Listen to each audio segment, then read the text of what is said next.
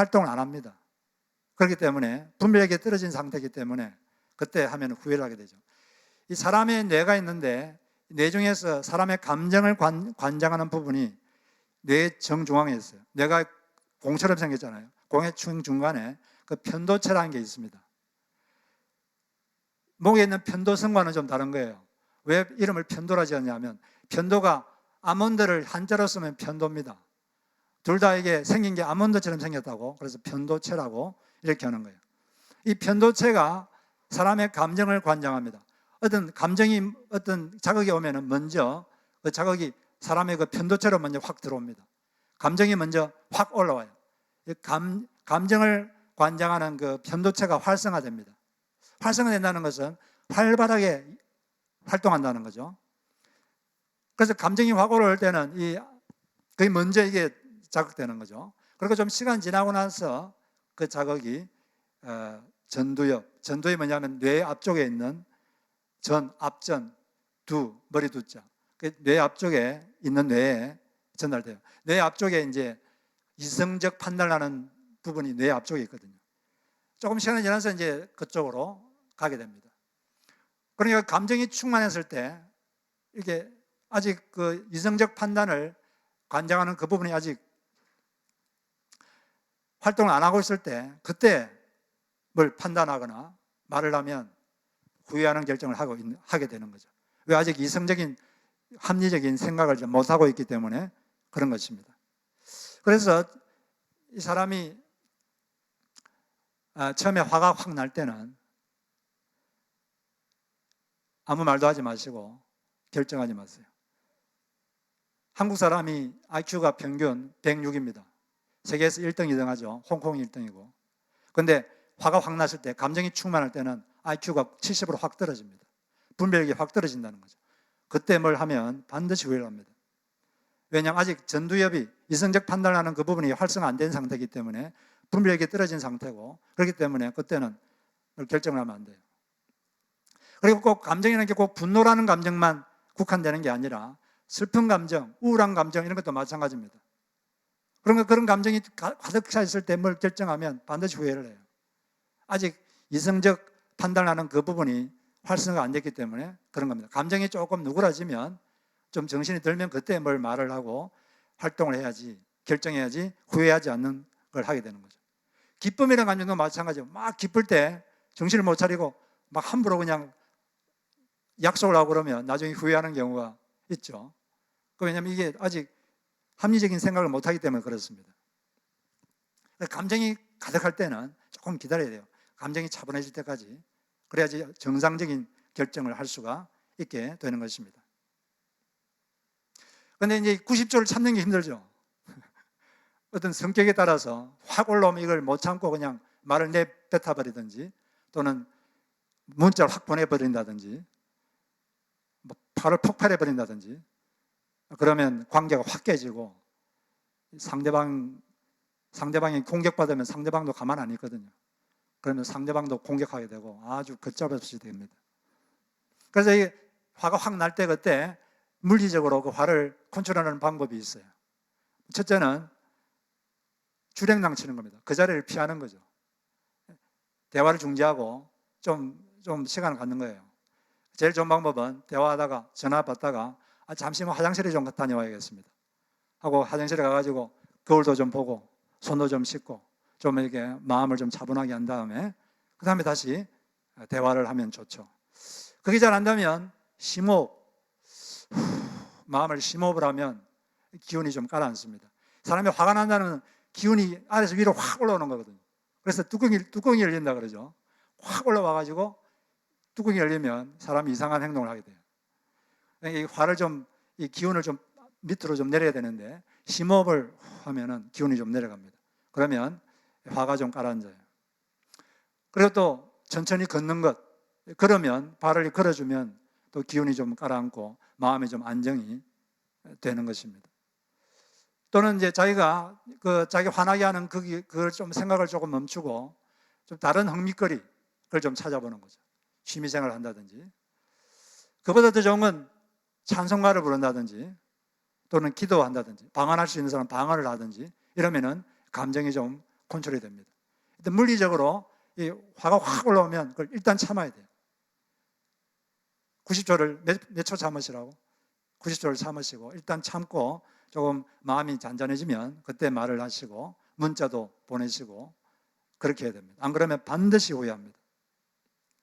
두 번째는 화를 통제하지 못했을 때 결과를 생각하라. 결과에 대한 두려움을 가지라. 따라해 보겠습니다. 화를 통제하지 못했을 때 결과를 생각하라. 결과의 두려움을 가져라. 네. 이전에 화를 확 터뜨렸을 때 어떤 나쁜 결과가 있었는지 그걸 생각하는 것입니다. 이 편도체가 활성화되었을 때는 앞에 전두엽이 활성화가 안 되는데 생각을 함으로써 강제로 전두엽을 활성화시키는 거죠. 나쁜 결과를, 옛날에 겪었던 나쁜 결과를 떠올리는 겁니다. 아, 내가 다시 똑같은 행동을 하면 똑같은 나쁜 결과가 오겠구나. 그런 생각을 하면 사람이 행동을 차지하게 돼요. 똑같은 반응을 하고 다른 결과가 나오기를 기대하는 것은 어리석은 거죠. 똑같은 행동을 했으면 똑같은 결과가 나옵니다. 분에 못 이겨서 행동하면 반드시 대가를 치르게 돼요. 어려운 상황에 빠집니다. 실수합니다. 다투게 됩니다. 자제력을 잃으면 항상 잃는 게 있어요. 뭔가 귀중한 걸 잃습니다. 자제력을 잃고 화를 폭발하거나 함부로 말하거나 함부로 문자 보내거나 함부로 결정하거나 반드시 뭔가를 잃어요.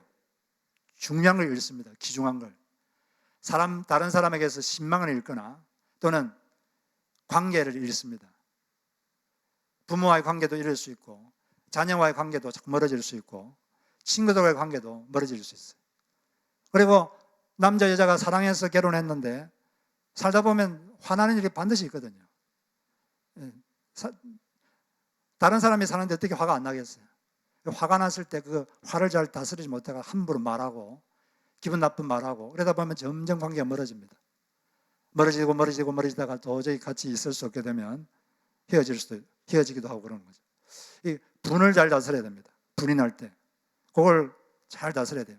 모든 사람에게는 다 공격성이 있습니다. 그 공격성이 문제예요. 그 공격성을 없애야 됩니다. 공격하면 상대방도 반드시 공격합니다. 누가 자기를 공격하는데 가만히 있는 사람이 어디 있어요? 아주 성숙한 사람은 뭐 있을 수 있겠지만 많은 사람들은 공격하면 대받아칩니다. 절대 가만히 안 있어요. 하나님께서 우리에게 고통이라는 것을 경험하게 하시는 것은 잘못을 반복하지 말라고 주시는 하나님의 선물입니다.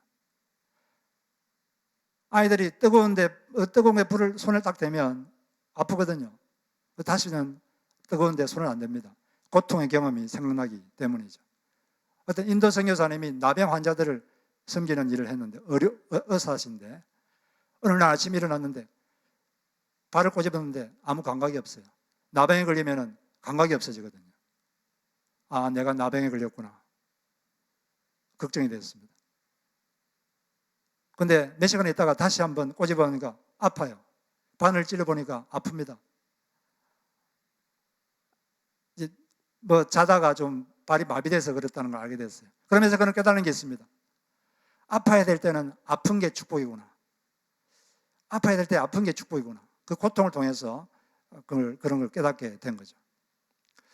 그래서 우리는 이 불이 나는 상황에 분을 폭발시켰을 때 분을 잘못 따랐을 때 어떤 결과가 나타나는지 그 결과를, 과거의 결과를 상기해야 됩니다. 그리고 다시는 반복하지 말아야 돼요. 똑같은 행동을 하면 똑같은 결과가 나오게 되기 때문에 그런 것입니다. 그래서 이 잠언 15장 18절에 보면 분을 쉽게 내는 자는 뭘 일으킵니까? 다툼을 일으킨다.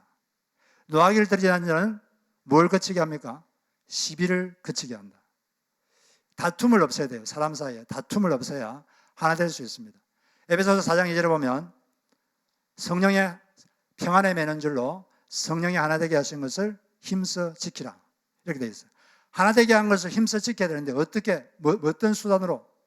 평안에 매는 줄로, 평안이라고 하는 우리 서로를 메어주는 그것으로 하나됨을 지켜야 된다. 평화가 뭡니까? 다투지 않는 것, 다툼이 없는 것, 그게 평화예요.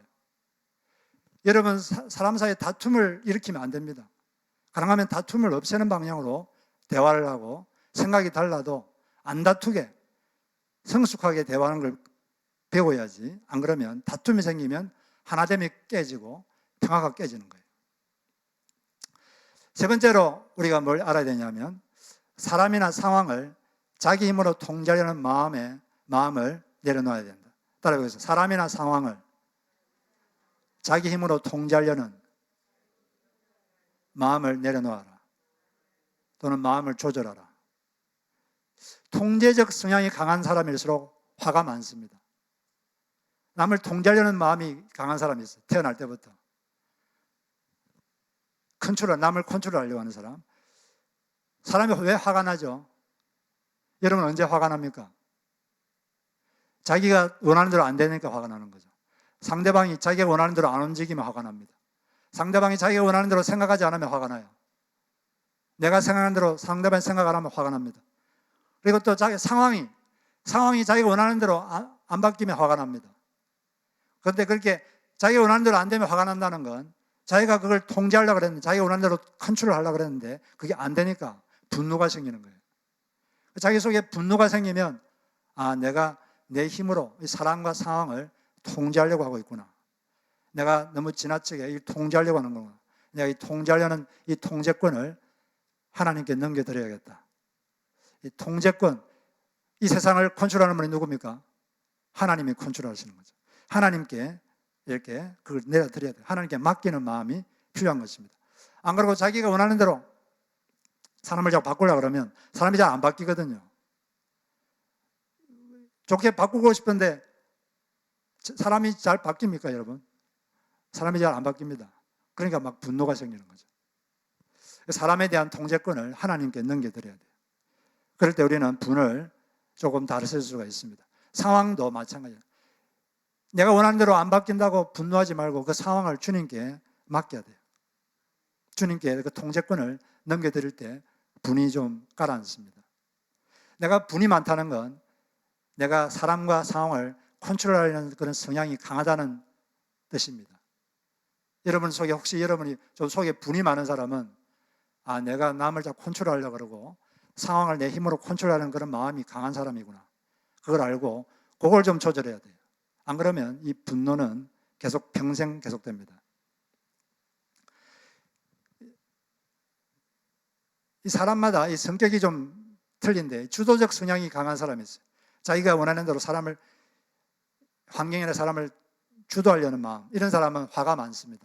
그런데도 그러지 않은 사람도 있죠. 남을 주도하기보다 그냥 있는 그대로 받아들이고 남을 주도하기보다 따라가고 순응하고 이런 걸 더 편하게 생각하는 사람이 있는데 그런 사람은 별로 화가 없습니다. 별로 분도 없고 분이 나도 그냥 미미하기 때문에 잘 컨트롤해요. 그렇다고 해서 좋은 영향력을 행사하지 말라 그런 뜻은 아닙니다. 우리는 사람이나 환경이 더 좋게 되도록 좋은 영향력을 행사해야 되고 우리가 할 일을 해야 됩니다. 선한 영향력을 행사하는 것과 통제하려는 것, 이거 좀 다른 거예요. 통제하려는 마음은 하나님께 넘겨드리고 여러분 우리가 할 수 있을 만큼 선한 영향력을 행사하는 거죠. 근데 선한 영향력을 행사해도 어느 정도까지 해야 되냐면은 부적절한 분노가 나지 않을 정도까지만 그것까지만 행사해야 됩니다. 너무 이게 좋은 영향을 행사하는 마음이 너무 강하면 또 분이 납니다. 사람이 자기가 원하는 대로 안 바뀌니까. 그래서 그런 자기가 통제가 안 되면 그런 마음이 있구나 이걸 생각하고 자기 통제하려는 마음을 없애야 돼. 이걸 좀 내려놔야 됩니다. 시편 46편 10절에 보면 너는 가만히 있어 내가 하나님됨을 알지어다. 하나님이라는 게 누굽니까? 하나님이라는 존재는 컨트롤하는 존재예요. 내가 컨트롤한다. 내가 너의 인생과 세상을 컨트롤하고 이걸 좀 알라는 겁니다. 가만히 있고 이것을 우리가 믿을 때 상황에 대한 통제권을 주님께 넘겨드리고 우리는 자기가 할 수 있는 선한 영향력을 편안한 마음으로 행사할 수 있게 되는 것입니다. 박효진 장로님이라고 전국을 다니면서 이렇게 간증하시는 부흥 집회도 인도하시고 그런 분 계시죠. 이분이 아들이 하나 있는데 이 아들이 중학생 때부터 막 술, 담배하고 그리고 PC방에 자주 가가지고 밤새도록 오락하고 막 그랬어요. 그리고 막 그 교회는 다니는데 아버지한테 왜 장로아들로 태어나가지고 마음대로 하지도 못하게 합니까? 그러고 막 반항하고 막 그랬어요. 자기는 전국을 다니면서 간증하고 여러분 거룩하게 사십시오 막 그러고 그러는데 아들은 뭐 그런 식으로 사니까 너무 부끄럽고 내가 이럴 자격이 있나 이런 마음도 들고 마음이 상당히 힘들었어요. 너무 화가 나니까 아이가 안 바뀌니까 너무 화가 나잖아요. 화가 나가지고 어떨 때는 죽도가 있잖아요. 금도할 때 쓰는 나무칼 그걸로 죽도록 두드려 팬 적도 있고 또 아들이 몸에 털이 많은데 털을 다 뽑아버리고 싶을 정도로 막 미움이 막 솟아오르고 그런 적이 가끔 있었다고 합니다. 아무리 아이를 원하는 대로 바꾸려고 해도 안 바뀌고 통제가 안 되고 내 힘으로 안 되는구나. 그래서 사람 힘으로 안 되는 것이구나. 그래서 아들을 위해서 아내와 함께 금식 기도를 하기로 작정했습니다. 금식 기도를 했어요. 금식 기도하면서 기진맥진해가지고 기도하고 있는데 어느 날 기도하는 중에 귀에 들리는 음성은 아닌데 마음속에서 이렇게 아주 분명한 그런 말씀을 하나님이 하시는 걸 들었어요. 너 부흥 강사지. 부흥 강사 중에는 자식들이 잘 된 사람들이 있지. 네, 있습니다.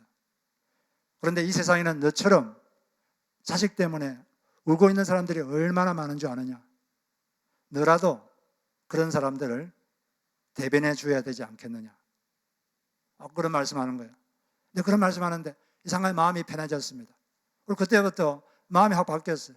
아들이 사랑스러워졌습니다. 그전에는 막 보면 털을 다 뽑고 싶었는데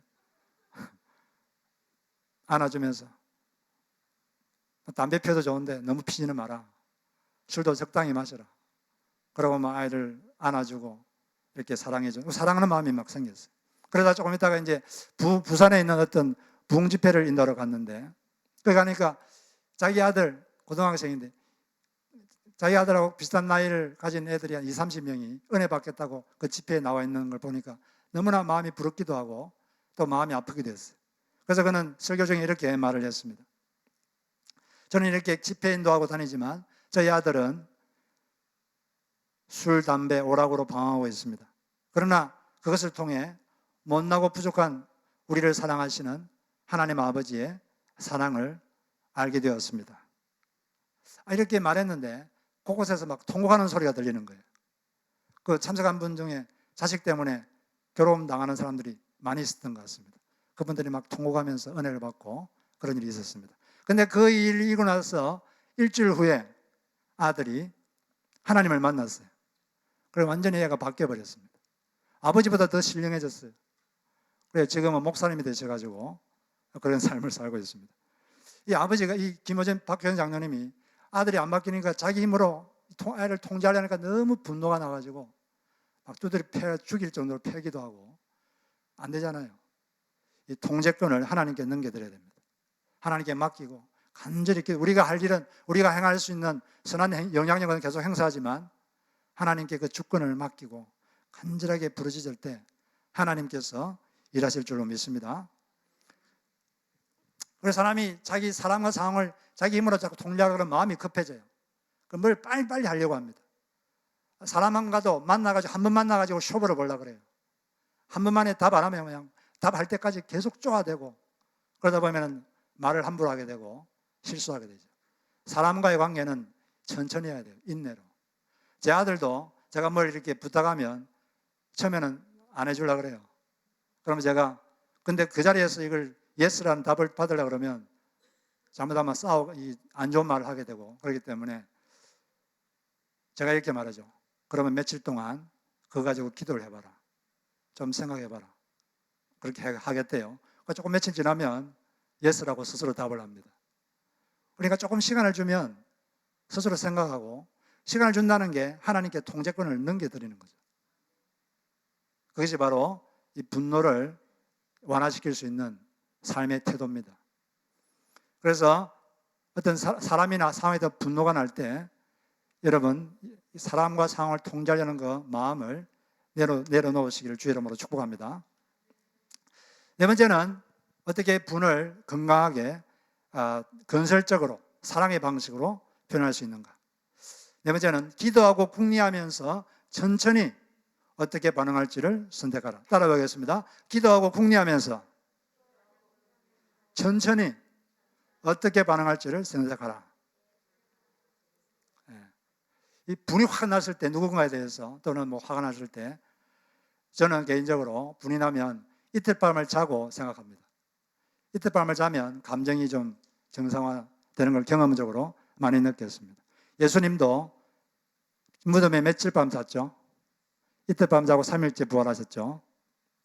사람마다 다르겠지만 이틀 밤 정도는 자줘야지 감정이 좀 가라앉아요. 그리고 웬만한 일은 한 일주일 정도는 좀 생각해보고 어떻게 되는지 기도하고 하나님이 감동 주시는 대로 행동하는 것이 필요합니다. 우리는 좀 이게 분이 나거나 그런 일이 있으면 하나님께 직접 자기 감정을 말하는 연습을 해야 돼요. 물론 사람에게도 하면 좋죠.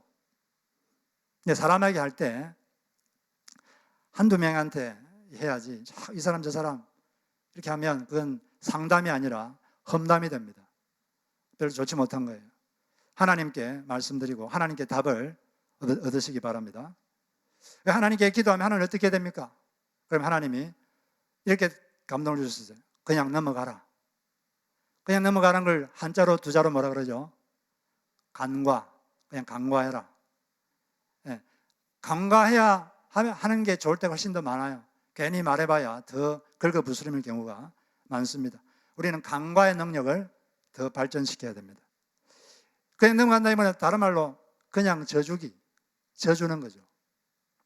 한국에 유명한 가수가 있는데 아이유라고 저희 아들이 제일 좋아하는 가수인데 이 아이유에게 누가 물어봤어요. 힘이 들 때는 어떻게 이겨내나요? 그때 그분이 이렇게 간단하게 말했습니다. 그냥 져요.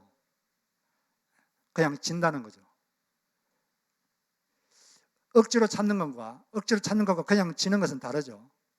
억지로 참는 것은 싫은데 그냥 참는 거, 어쩔 수 없이 참는 거고, 져주는 건 그냥 져주는 거죠. 자존심이 좀 상하면 내 자존심이 뭐 그리 중요하다고 그냥 자존심 좀 상하지 뭐, 기분 좀 나쁘지 뭐, 기분 좀 나쁜 게 어때? 살다 보면 이런 일도 생기는 거지 뭐 대수야, 이렇게 하고 그냥 져주는 거예요. 이기려고 자존심 세우려고 나를 조금이라도 기분 나쁘게 하면 절대 가만 안 놔둬. 이런 식으로 하는 것은 별로 지혜롭지 못합니다. 그냥 져주시기 바랍니다. 네. 나이가 어린 사람에게도 져주시고 져주세요. 그러면 인생이 더 편안합니다. 그런데 어떨 때는 하나님이 행동하라고 할 때가 있습니다. 지속적으로 상대방이 힘들게 하고 속을 부글부글 끓게 하고 힘들게 하면 그 사람을 위해서라도 또 자기를 위해서라도 공동체를 위해서라도 뭔가 행동을 해야 될 때가 있습니다. 남을 부당하게 계속 괴롭히는데 뭐 갑질하기도 하고 그러는데 가만히 내버려 두면 사람은 더 잔인해집니다. 그런 건 막아야 돼요. 중단하도록 해야 됩니다. 그런데 그냥 하면 안 되고 좀 지혜롭게 해야 되겠죠. 그래서 어떻게 해야 되냐? 두 번째는 상대방이 기분 나쁘지 않게 내가 기분이 나쁘다는 것을 표현하는 것입니다. 상대방이 기분 나쁘지 않게 내가 기분이 좋지 않다, 이걸 표현하는 거죠. 그러려면 이제 필요한 게 있는데, 상대방의 어떤 행동 때문에 좀 기분이 많이 안 좋고 계속 그게 지속된다. 하나님이 한번 말을 해라 그럴 때는 두 가지를 조심해야 된다. 첫째는 그 사람이 한 가지 한 그 행동에 대해서만, 한 가지 행동에 대해서 말을 해야지 그 사람 전반에 대한 평가를 내리면 안 됩니다. 어떤 사람도 자기에 대해서 전반적인 부정적인 평가를 듣고 받아들일 사람은 거의 없어요. 화가 나기 때문에. 그냥 한 가지 행동에 대해서만 말을 하는 것이 필요합니다. 그러면 받아들이기가 쉽죠. 그리고 또 두 번째는 상대방의 행동에 대해서 그 사람을 평가하지 말고 그것 때문에 자신이 어떤 어려움을 겪고 있는지 그걸 말하는 거예요. 그 행동 때문에 제가 이러이러한 어려움을 겪고 있습니다. 제가 이렇게 힘듭니다. 주어를 자기로 해서 이렇게 말을 하면 그렇게 기분 나쁘지 않게 말을 할 수가 있습니다. 이런 좀 기술이 필요해요. 계속 지속적으로 불불하는데 그냥 가만히 참기만 있으면 어느 순간에 폭발할 수가 있어요. 화를 폭발하면 관계가 확 깨질 수가 있죠. 다시는 그 사람하고 못 볼 수가 있게 되는 것입니다. 그래서 좀 더 지혜롭게 여러분의 마음속에 있는 분을 표현하는 여러분 되시기를 주의 이름으로 축복합니다. 이런 행동을 할 때 우리가 마음에 품어야 될 질문이 하나 있는데, 저 사람이 더 나은 하나님 사람 되는데 내가 어떻게 도울 수 있을까? 한번 따라해 보겠습니다. 저 사람이 더 나은 하나님 사람 되는데 어떻게 도울 수 있을까? 이런 질문을 가지고 접근하면은 분을 건강하게 이렇게 표현할 수가 있게 되는 것입니다. 하나님께서는 우리에게 뭔가를 하라고 하실 때 하나님이 먼저 우리에게 그렇게 하신 다음에 그 다음에 우리 보고 그렇게 하라 그럽니다. 하나님이 하지 않고 우리 보고 하라고 하는 적은 별로 그런 적은 없어요. 하나님께서 우리에게 몸과 마음과 정성을 다하여 하나님을 사랑하라 그러시는데, 사실 하나님이 먼저 우리를 몸과 마음과 정성을 다하여 먼저 사랑하셨죠. 먼저 사랑하신 다음에 너도 나처럼 몸과 마음과 정성을 다하여 나를 사랑하라 이렇게 하시는 겁니다. 하나님께서 우리에게 노하기를 더디하라 그랬는데, 분내기를 더디하라, 천천히 생각하면서 하라 그랬는데, 그러기 전에 하나님께서 먼저 우리에게 노하기를 더디하십니다. 하나님의 성품 중에 하나가 노하기를 더디하세요. 하나님 만약에 화가 날 때마다 우리를 벌 주시고 심판하시면 여러분 중에 남아있을 사람이 있겠습니까? 아무도 없어요. 이 세상에 악한 사람들이 계속 남아있는 이유 중에 하나는 하나님이 노하기를 더디하시기 때문입니다. 어떤 경우는 죽을 때까지 그냥 내버려 두는 경우가 있습니다. 그런데 그 사람들은 죽은 후에 더 무서운 심판을 받죠. 그게 사실은 더 무서운 겁니다. 죽기 전에 벌을 받으면 회개할 기회라도 있지, 그냥 편안하게 살다가 죽으면 죽은 다음에 엄청난 고통이 따르게 되죠. 하나님은 화가 난다고 바로바로 벌을 주지 않아요. 오래 참으면 왜? 사람을 살리려고, 회개하라고 이 시간을 주시는 거죠. 회개하라고 시간을 주시는 건데, 사람들은 그걸 오해해가지고 하나님을 자꾸 이용하려고 합니다. 잘못해도 벌 안 주네, 계속 해야겠다, 벌 주지도 않네, 계속하지 이런 식으로 하나님을 업신여기고 하나님을 오해하는 그런 사람들이 있어요. 그걸 보고 바울이 로마서 2장 4절에서 이렇게 말했죠. 하나님께서 인자하심을 베푸셔서 그들을 인도하여 회개하게 하신다는 것을 알지 못하고 오히려 하나님의 풍성하신 인자하심과 너그러우심과 오래 참으심을 업신여기는 것입니까? 하나님이 회개하기로 참고 계시는데 그걸 하나님이 인간의 삶에 개입하지 않는다 이렇게 오해를 하고 계속 나쁜 짓 하고 그렇게 하나님을 업신여기는 사람이 있다는 거예요. 시편 4절에도 보면 악인은 그 얼굴도 뻔뻔스럽게 벌 주는 이가 어디 있느냐, 하나님이 어디 있느냐 하고 말합니다. 그들의 생각이란 늘 이러합니다. 근데 이게 하나님이 회개하도록 참는 것이지 하나님이 우리 삶에 개입하지 않는 게 아닙니다. 우리가 하나님을 본받아서 사람을 살리는 여러분 되시기 바랍니다. 어떻게 갚아줄까 이러지 말고 어떻게 저 사람을 살릴까 이렇게 질문하면서 할 때 우리 분을 건강하게 표현할 수 있다고 믿습니다. 우리가 이 세상에 존재하는 이유는 사람을 살리기 위해서 존재하는 거예요. 선교사들이 그렇게 힘들고 풍토병 걸려가지고, 옛날에 서양 선교사들이 조선에 와가지고 풍토병 걸려가지고 와이프도 죽고 자식도 죽고, 사람들은 이해도 못하고 모욕하고 사기치고, 그래도 분을 참고 모욕을 참고 그런 것은 살리기 위한 거거든요. 살리려고. 그 어떤 선교사님은 만일 내게 1000개의 생명이 주어진다 해도 그 모두를 조선에 바치리라. 우리도 사람을 살리려면 일단 사람을 참아야 돼요. 일단 분을 참을 줄 알아야 됩니다. 그리고 참으면서 내가 분을 잘못 다스렸을 때 어떤 결과가 나타날 것인가 그걸 좀 생각하고, 그 다음에 사람과 환경을 내가 내 힘으로 너무 통제하려고 하는 게 아닌가, 통제권을 하나님께 넘겨드려야 돼요. 그리고 하나님 어떻게 해야 됩니까? 기도하면서 하나님이 주시는 감동을 따라 천천히 말하고 행동할 때 건설적으로 또 사랑의 방식으로 분을 다스려서 건설적인 행동을 하게 될 줄로 믿습니다. 그런 여러분 되시기를 주의 이름으로 축복합니다.